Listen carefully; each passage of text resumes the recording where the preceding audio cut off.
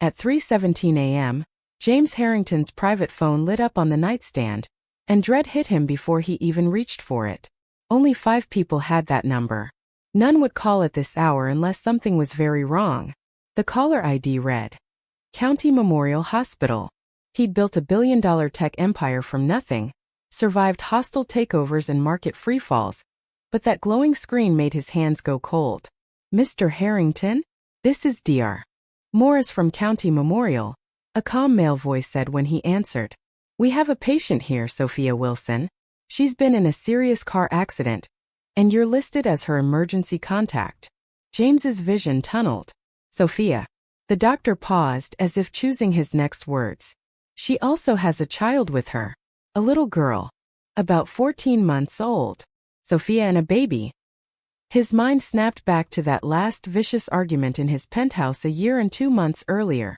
Her swollen eyes, the slam of the door, the silence that followed. Are they okay? He forced out, his voice barely steady. Miss Wilson is in surgery. She sustained multiple injuries. The child appears physically unharmed, just frightened. Can you come in?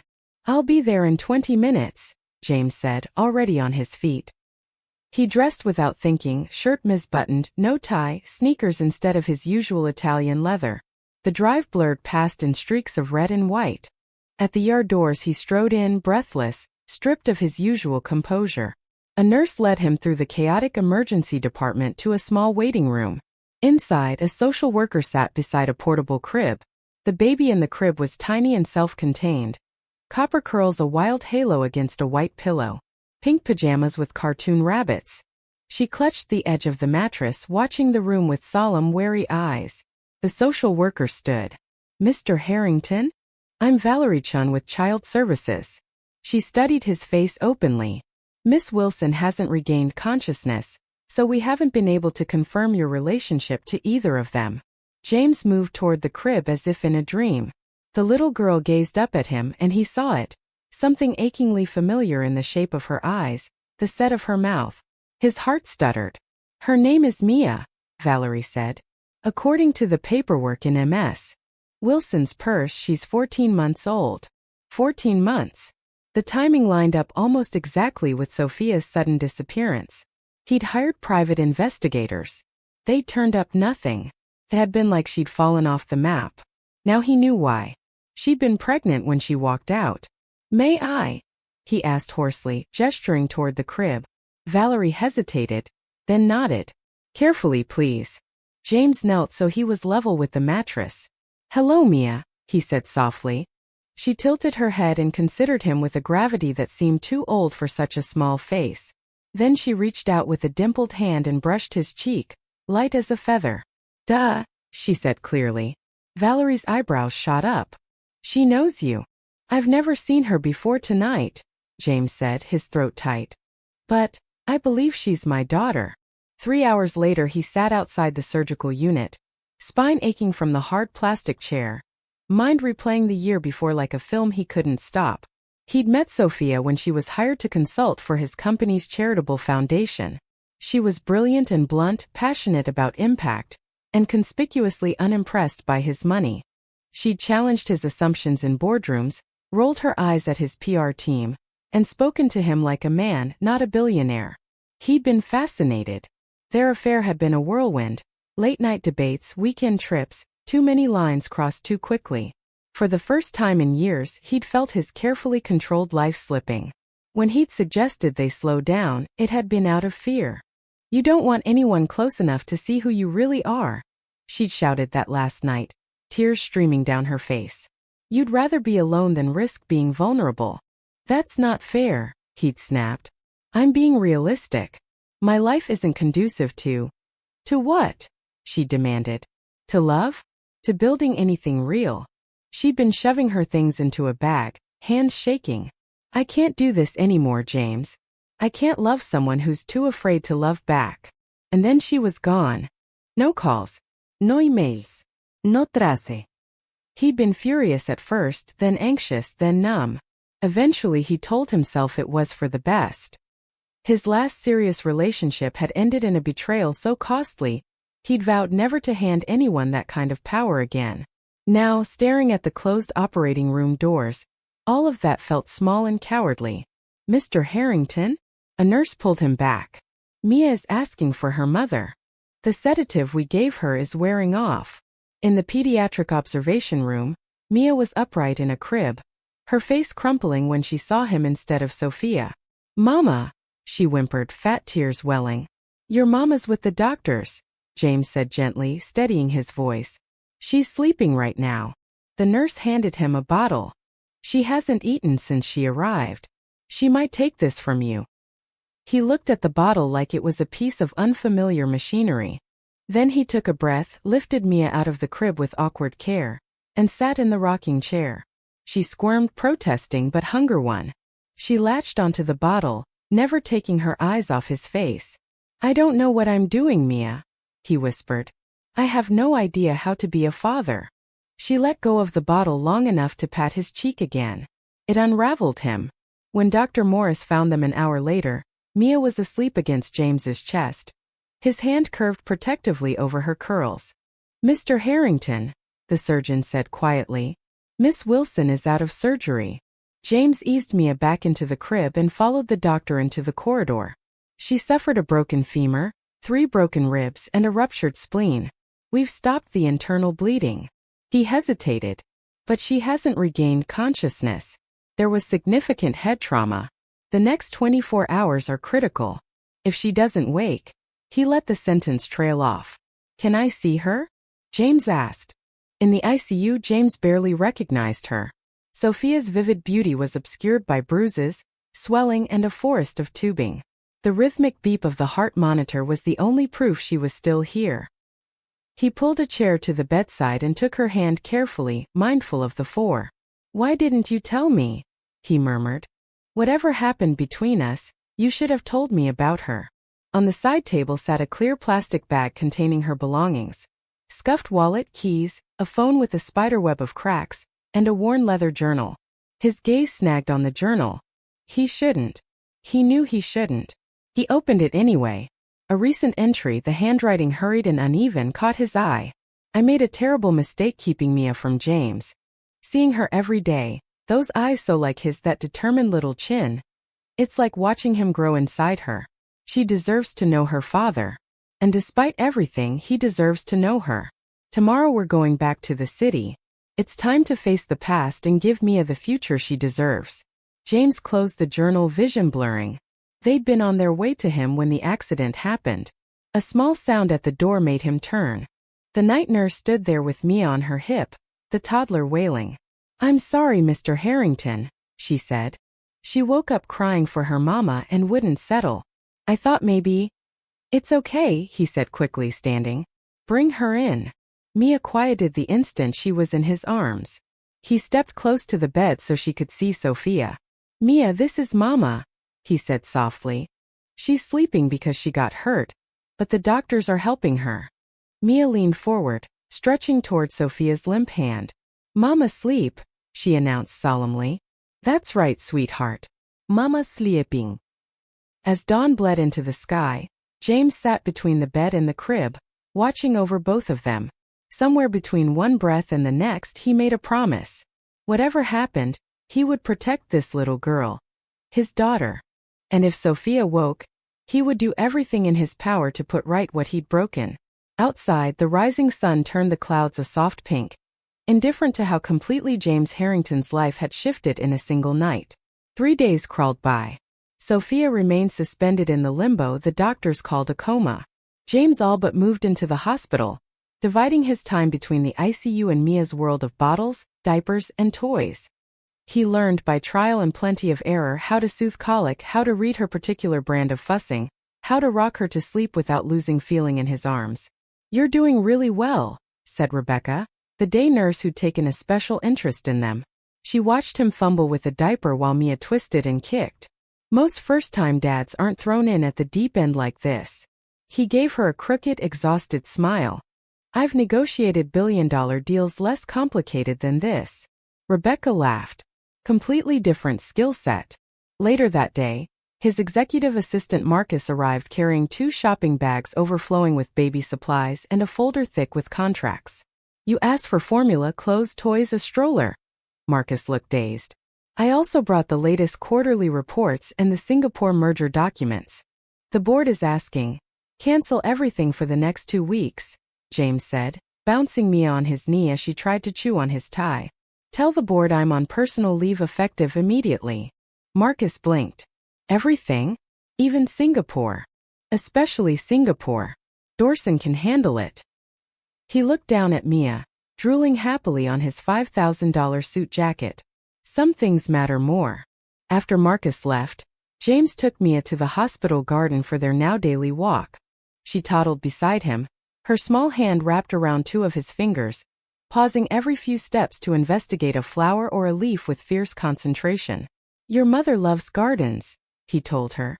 When we first met, she criticized the landscaping at my headquarters. Said it was soulless. All money, no heart. He smiled at the memory.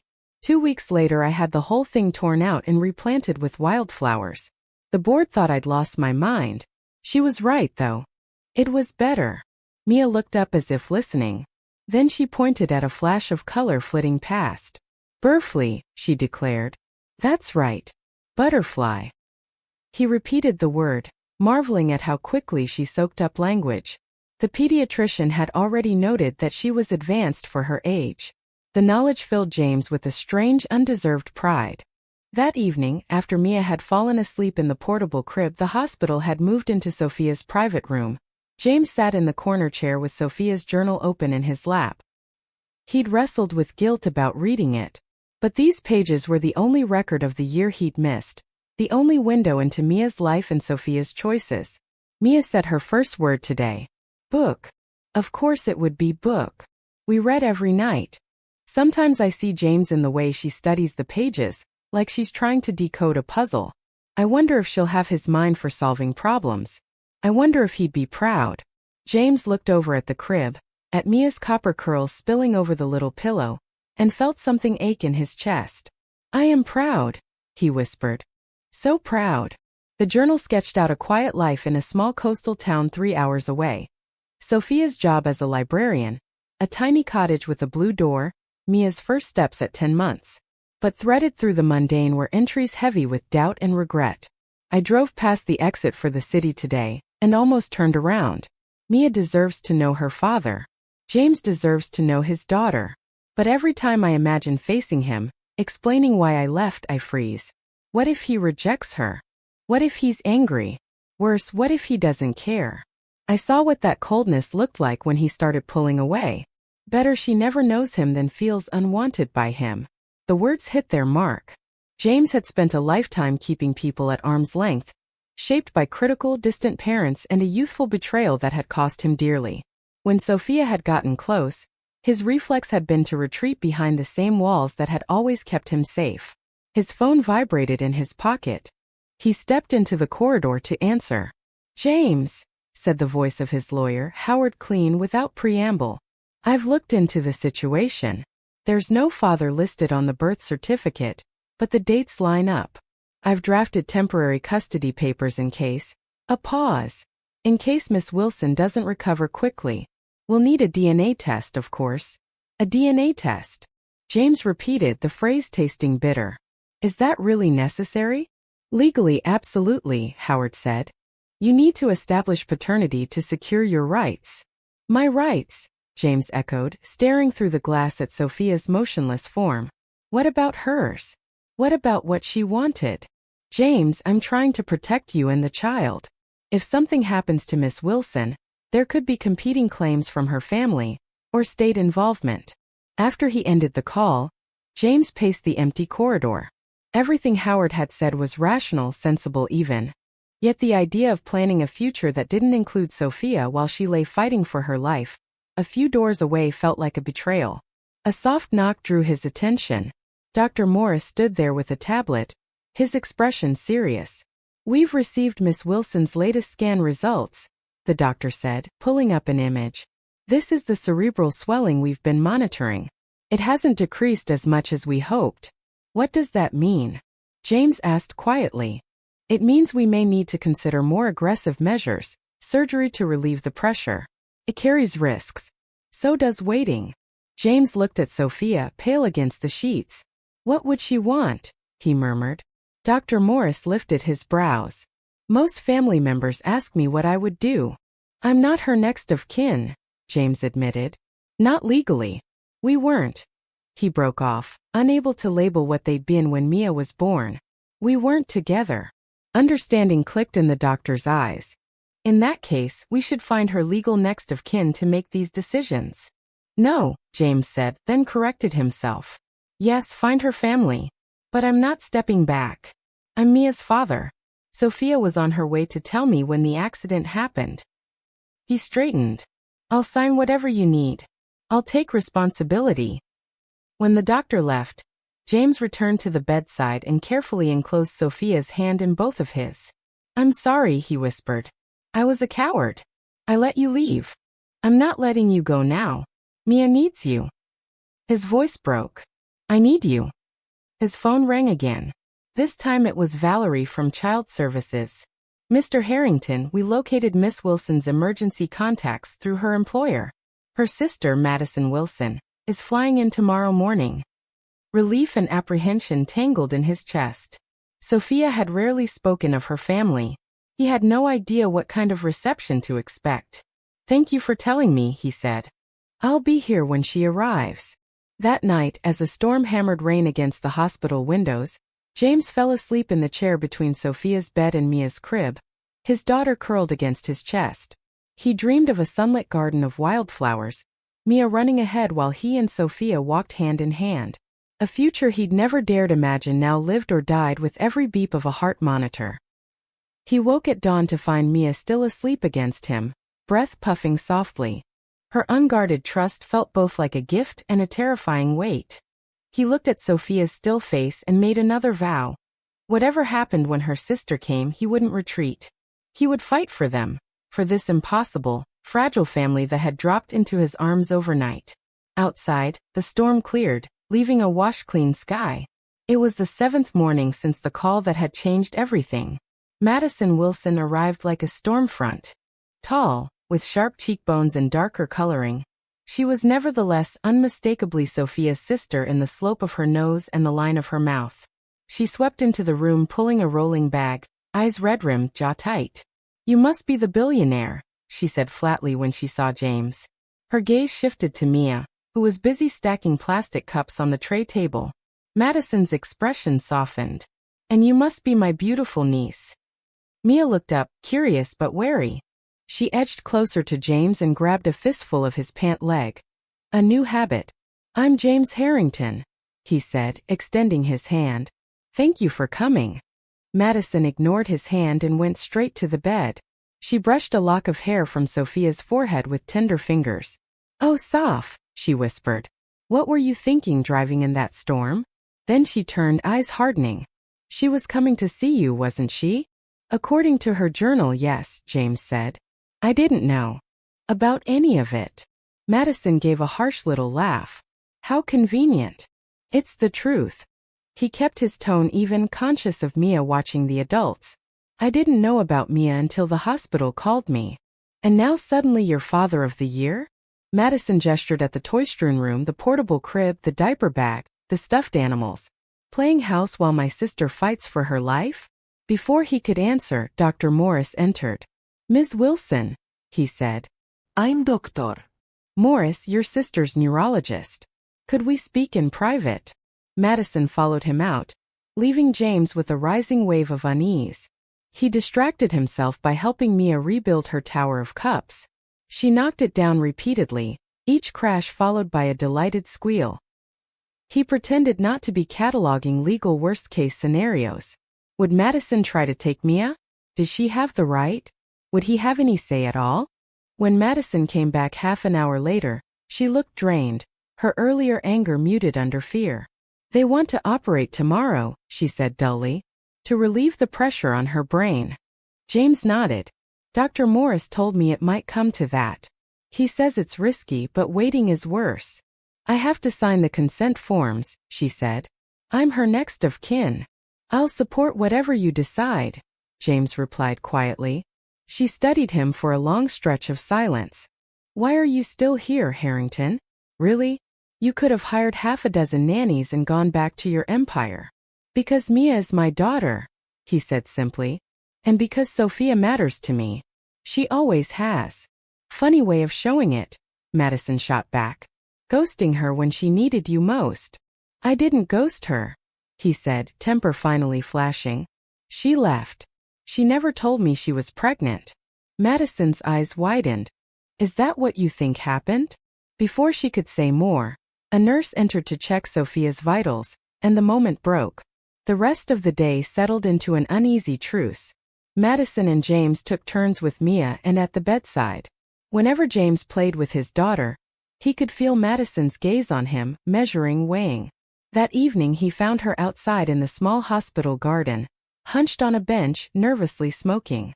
I thought you should see this, he said, holding out the journal. It might help you understand. Madison took it, fingers unsteady. She always did write everything down. Just the last year, he said. Stuff about Mia. And about me.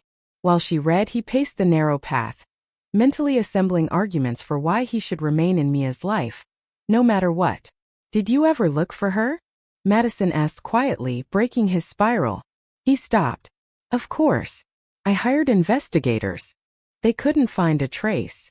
That's because she didn't want to be found, Madison said, closing the journal with a soft snap. Our grandmother taught us. When Wilson women disappear, they stay disappeared. She took a breath. But that's not why she left. He frowned. Then why? Because of what happened after she walked out of your penthouse that night. Madison's gaze was steady. She came to my place shaking. Said you'd broken things off. That you'd accused her of trying to trap you. That's not what happened, James said sharply. We argued because I suggested slowing down. I never said it was over. That's not how she heard it.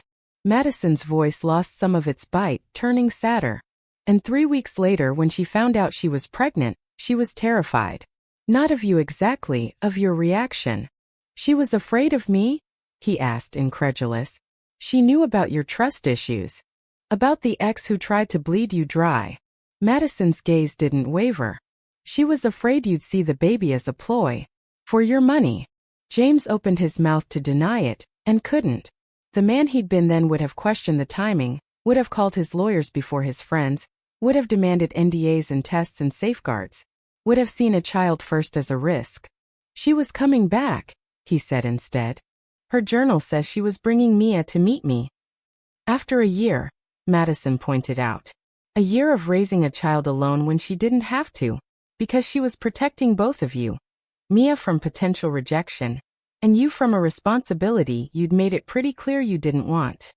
The accusation hung in the damp evening air. James wanted to argue, but the words stuck. Had he pushed Sophia so far away she honestly believed he wouldn't want his own child? A nurse appeared at the garden door. Mr. Harrington? Mia's asking for you. Back in the room, Mia stood in her crib, face blotchy from crying. Duh, she sobbed, arms reaching. The sound cut straight through him. He scooped her up and she clung to his neck, hiccuping. It's okay, sweetheart, he murmured. Daddy's here. Over Mia's shoulder he met Madison's gaze. Something in his expression must have shifted, because her posture softened. She needs consistency, Madison said quietly. Whatever happens with the surgery tomorrow, Mia needs stability. I agree, James said. And I want to give her that. Permanently. The next morning dawned sharp and bright. Nurses moved briskly in and out of the room, prepping Sophia for surgery. Dr. Morris went over the procedure one more time, listing risks and percentages. James heard only fragments. He stood by the window, Mia perched on his hip, as they rolled Sophia's bed toward the door. Madison walked alongside, gripping Sophia's hand until the very last second. Just as they reached the threshold, Sophia's fingers twitched. James thought he'd imagined it. Then her eyelids fluttered. Wait, Madison shouted. I think she's waking up. The medical team surged back. Dr. Morris bent over Sophia. Miss Wilson? Sophia? If you can hear me, try to squeeze my hand. The room held its breath. Her fingers curled around his. She's responding, Morris said, breaking into an unguarded smile. This changes things. Let's get new scans. They wheeled her away again, this time not toward the operating room but toward imaging. James's knees nearly buckled with relief. Madison dropped into a chair and sobbed unabashedly. She's fighting, James said, swaying gently as Mia fussed, unsettled by the tension. She's coming back. To Mia, Madison corrected, wiping her cheeks. She's coming back to her daughter. Madison, James began carefully, I know you have no reason to trust me, but I need you to hear this. I love your sister. I never stopped.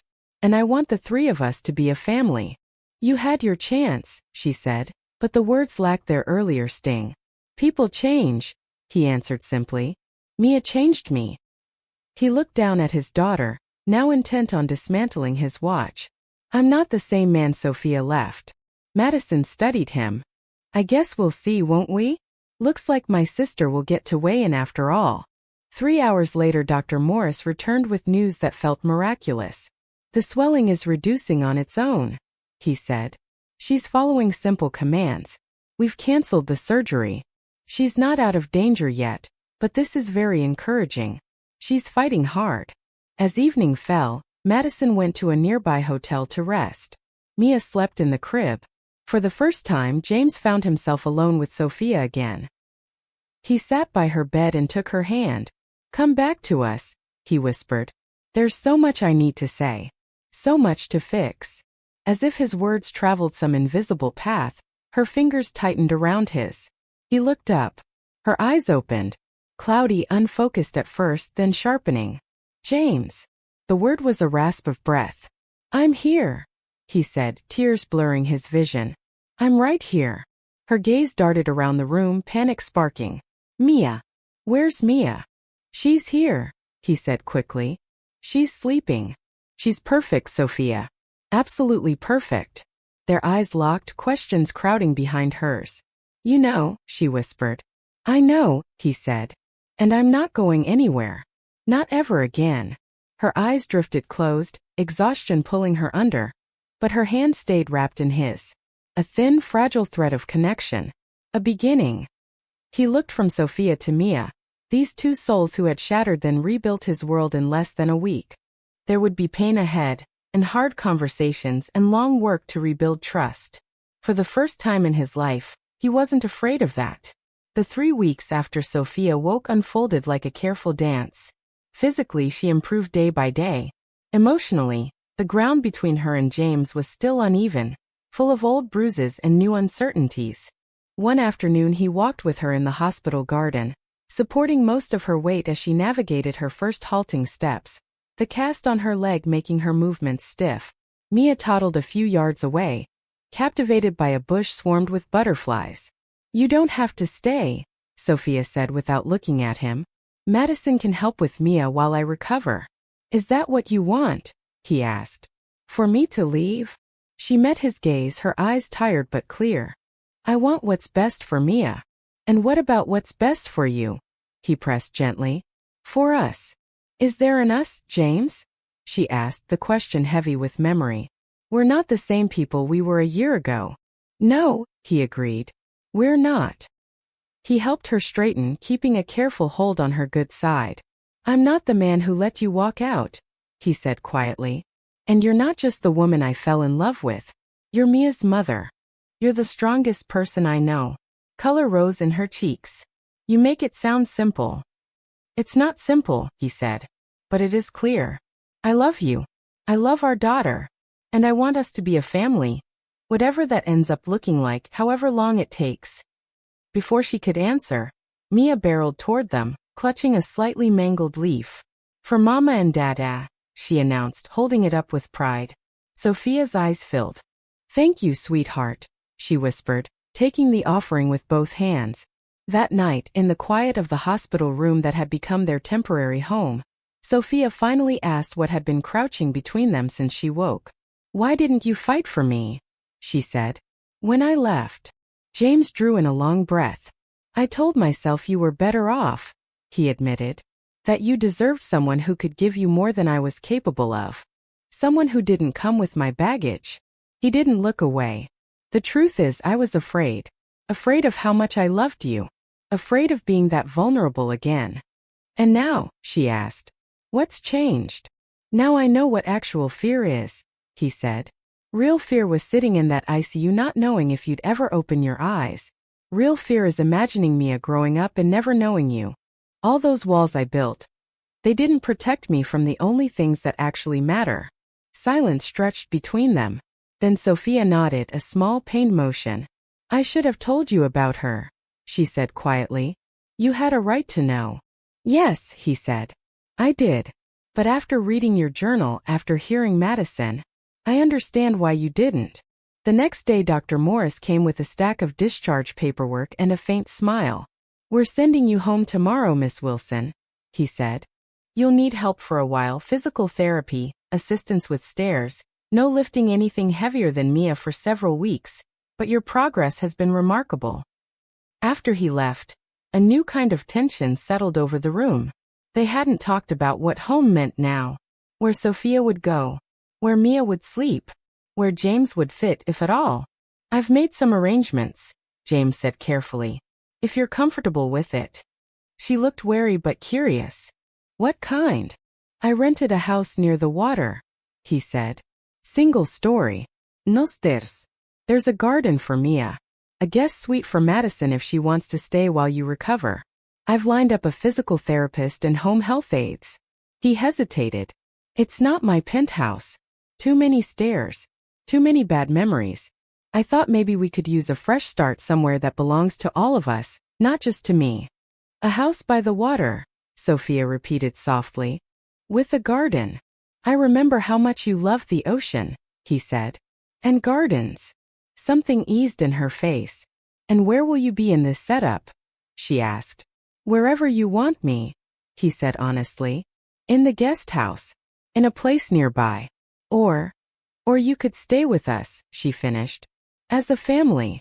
The word trembled slightly between them. Is that what you want? He asked, hardly daring to breathe. I want to try, she said. I can't promise it will be easy. We have a lot to work through. A lot to forgive. A lot to rebuild. I'll take whatever you're willing to give, he said, his voice rough. On whatever timeline you need. The next morning was a blur of forms, prescriptions, and nurses packing up the clutter of their makeshift life.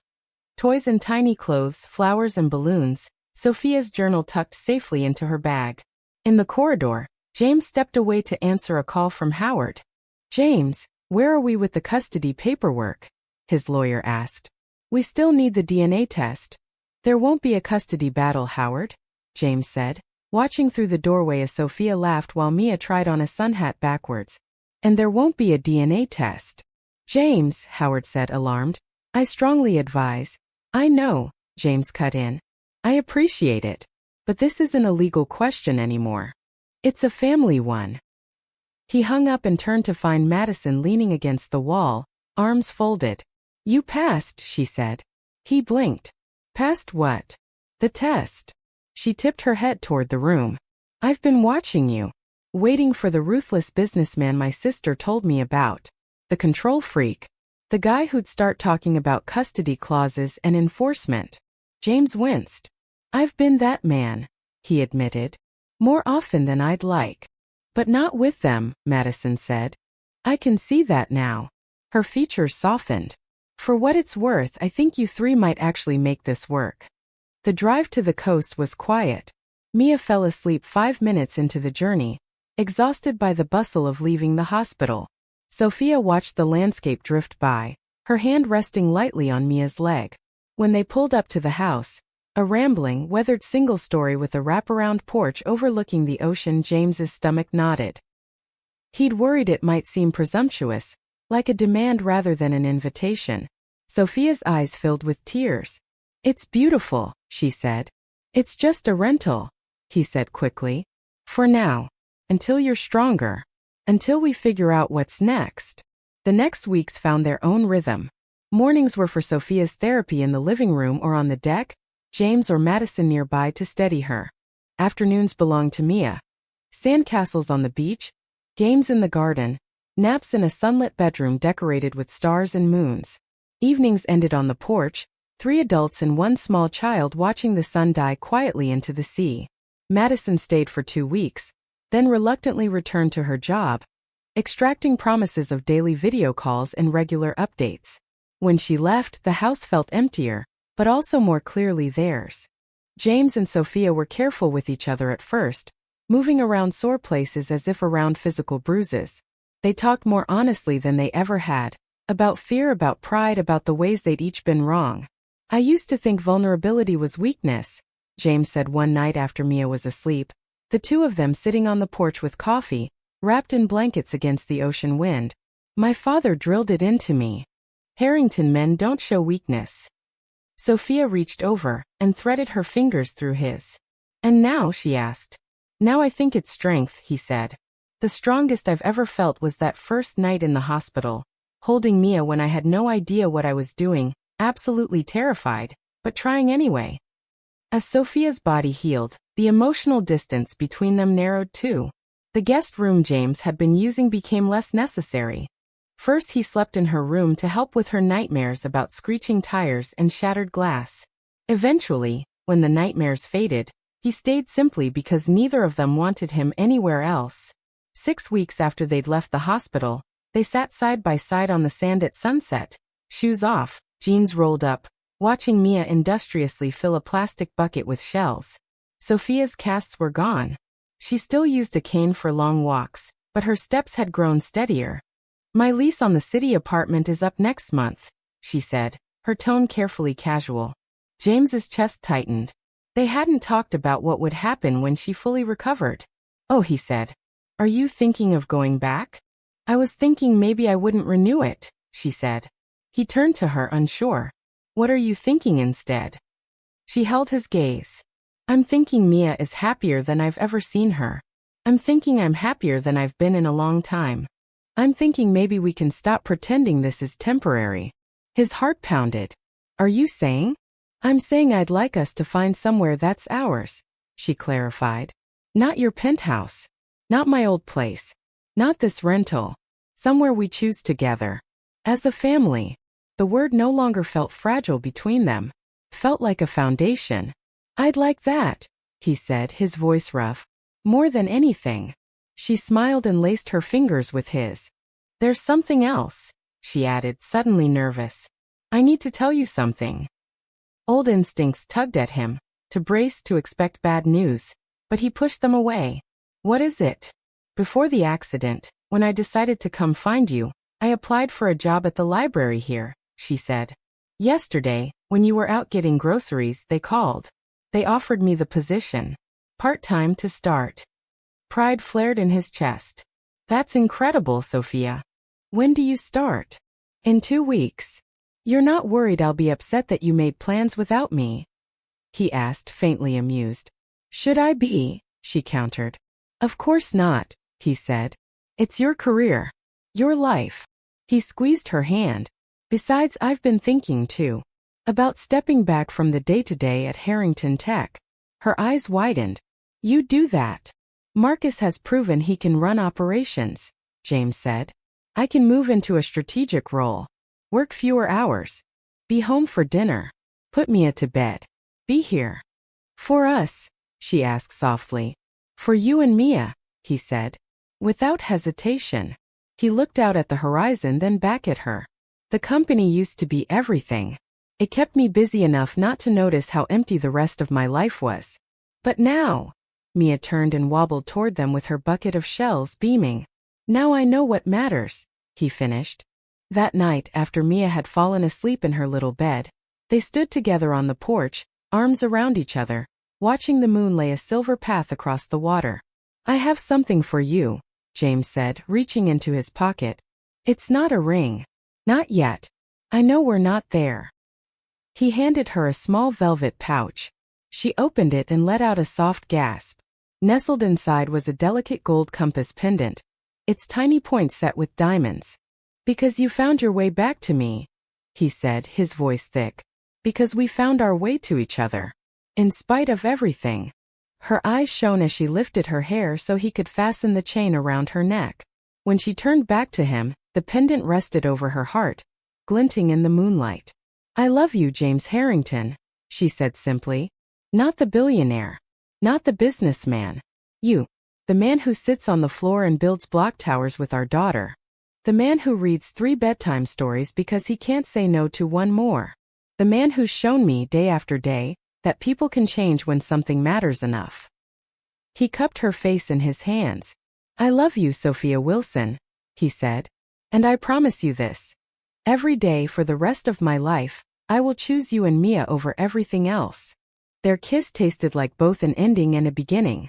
Later, as James listened to the soft hush of waves and the even softer sound of his daughters breathing through the baby monitor, he thought of the phone call that had wrenched him from sleep just 2 months earlier. The call that had broken apart his carefully controlled solitude and rebuilt his life into something infinitely more valuable.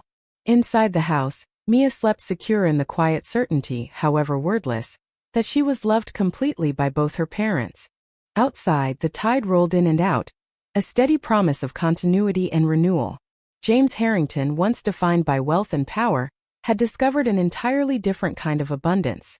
Tiny handprints on clean windows, sandy shoes by the door, evening walks along the shore, second chances, and the ordinary miraculous joy of a family finding its way home.